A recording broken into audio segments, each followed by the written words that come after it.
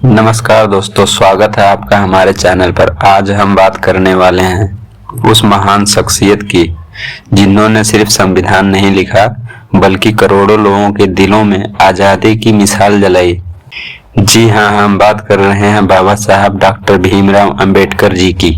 हम सब उनकी जयंती मनाते हैं, किताबें पढ़ते हैं, लेकिन आज मैं आपको बताने जा रहा हूँ उनकी 5 ऐसी अनसुनी कहानियाँ जो शायद आपने कभी नहीं सुनी होंगी। ये कहानियाँ इतनी इमोशनल हैं कि सुनकर आंखें भर आ सकती हैं। तो चलिए शुरू करते हैं और अंत तक जरूर देखना, क्योंकि आखिरी कहानी दिल को छू लेगी। लाइक बटन दबा दो और सब्सक्राइब कर लो अगर आप बाबा साहब के फैन हो। पहली कहानी, लंदन की लाइब्रेरी में ब्रेड खाने की घटना। बाबा साहब जब बैरिस्टर बनने के लिए लंदन गए थे तब उनकी हालत बहुत तंगी थी। एक दिन लाइब्रेरी में बैठे बैठे भूख लगी। उनके पास सिर्फ एक ब्रेड का टुकड़ा था। वो चुपके से खाने लगे। लाइब्रेरियन ने देख लिया और डांटने लगा, यहाँ खाना मना है। बाबा साहब ने बहुत शांति से कहा, सर मेरे पास खाने की कोई दूसरी जगह नहीं है, क्योंकि जाति के कारण मुझे बाहर के होटल में भी प्रवेश नहीं मिलता। लाइब्रेरियन चुप हो गया। बाबा साहब ने वहीं ब्रेड खाई और फिर किताबें पढ़ना जारी रखा। दोस्तों, ये छोटी सी घटना बताती है कि पढ़ाई के लिए उन्होंने कितनी कुर्बानी दी। दूसरी कहानी, स्कूल में पानी पीने की मनाही। बचपन में बाबा साहब को स्कूल में अलग बेंच पर बैठाया जाता था। पानी पीने के लिए अलग मटका रखा जाता था और वे भी दूर से डालकर पीना पड़ता था। एक दिन शिक्षक ने उन्हें क्लास से निकाल दिया, सिर्फ इसलिए कि उन्होंने ज्यादा सवाल पूछे थे। लेकिन बाबा साहब ने हार नहीं मानी। घर लौटकर किताबें पढ़ते रहे। ये वो दौर था जब छुआछूत चरम पर थी, लेकिन उन्होंने शिक्षा को कभी नहीं छोड़ा।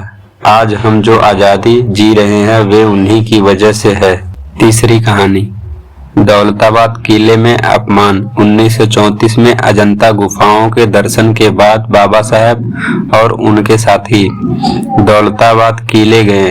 धूल मिट्टी से सने थे तो तालाब से मुंह हाथ धोना चाहते थे। एक बुजुर्ग मुस्लिम व्यक्ति ने चिल्लाकर कहा, भेड़ों ने तालाब गंदा कर दिया। बाबा साहब ने अपनी आत्मकथा वेटिंग फॉर ए वीजा में इस घटना का जिक्र किया है। फिर भी उन्होंने कभी बदला नहीं लिया, बस समाज सुधार पर काम करते रहे। ये उनकी महानता दिखाता है। चौथी कहानी, भूतिया घर में रहने का फैसला। 1942 में दिल्ली में लेबर मंत्री बने। घर ढूंढ रहे थे, एक घर मिला, लेकिन चौकीदार ने कहा ये भूतिया है, कोई नहीं रहता। बाबा साहब ने मुस्कुराकर कहा, मैंने राजनीति में इतने भूत और आत्माएं देखी हैं, एक और देख लूंगा। उन्होंने वहीं घर लिया और रहने लगे।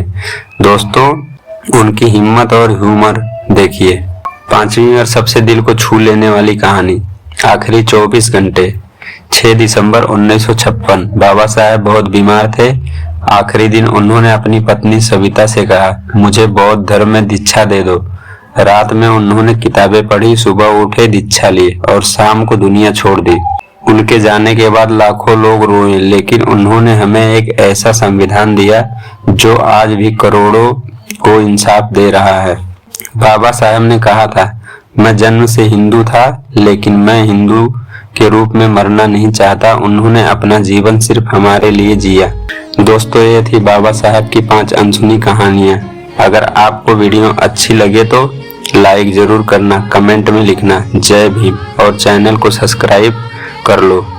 बाबा साहब का एक विचार याद रखना, शिक्षित बनो, संगठित रहो, संघर्ष करो। मिलते हैं अगली वीडियो में। जय भीम, जय भारत।